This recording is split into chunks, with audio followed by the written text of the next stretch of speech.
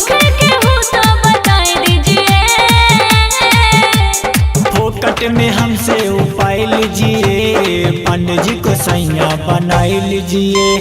पंडित जी का लड़का पटाई लीजिए, उन्हीं को सैया बनाई लीजिए।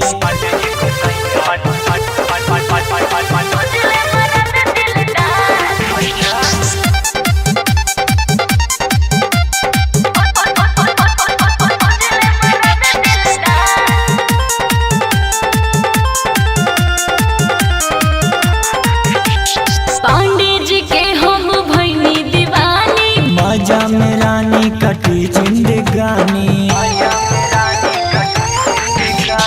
पांडे जी के हम भैनी दीवानी, मजा में रानी कटी जिंदगानी। अजमा वाला होखे तबे राय दीजिए।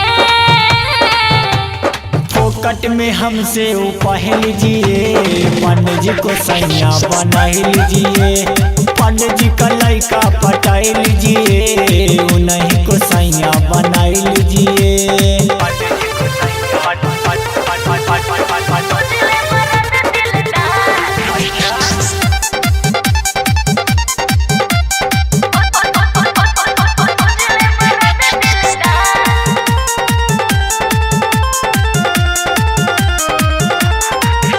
ऐसने मर्द से हमके मिलावा, मोहित दीवाना के तू आजमावा।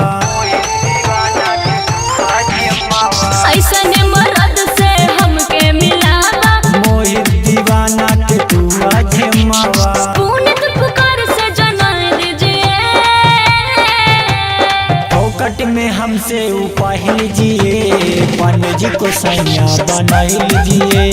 पंडित जी का लड़का पटाई लीजिए, उन्हीं को सैया बनाई लीजिए।